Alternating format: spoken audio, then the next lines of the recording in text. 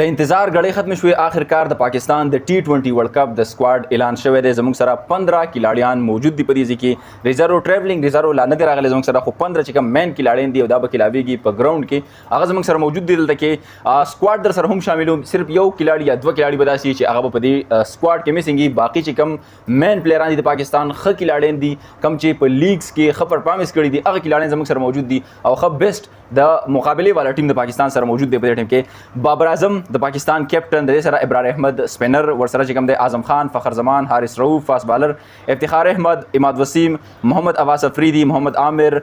محمد رضوان نسیم شاه سیم ایوب شاداب خان شاهین شاه افریدی ایز ویل ایز عثمان خان محمد حارث ته یو چانس ورکول پکارو موقع ورته ورکول پکارو بیا یو ګلاړي چې کوم دی په دې کې عباس افریدی دی انکلوډ کړی دی د عباس افریدی په ځای باندې صرف او صرف یو ګلاړي دی وسیم جونیئر ډیر زیات امپورټنٹ کلاړي د پاکستان لپاره هغه په دې سکواډ کې شاملول پکارو د टी20 ورلد کپ لپاره د دوه کلاړي زما په نظر کې داسې دي چې دا انکلوډ کول لازمي وزګه چې تاسو کتلی په تیر وخت میچونو کې وسیم جونیئر ډیر زیات بهترین او ډیر زیات ښکلی بالینګ کړو که یو کلاړي په کې زبل یاد کم د بالر په شکل کې هغه هم سره د زمان خان هم انکلوډ کول پکارو په دې کې اټ لیست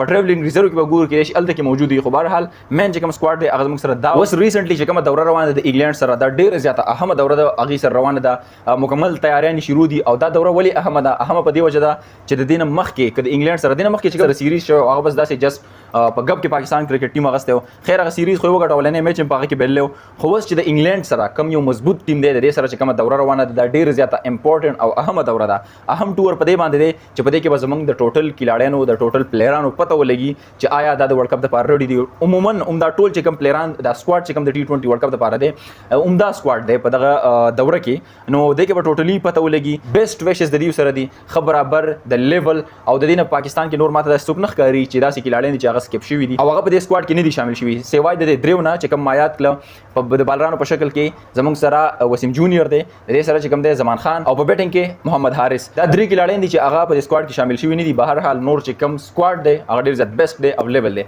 لیټس سی چې څه کېږي په ورلد کپ کې هوپ فار د بیسټ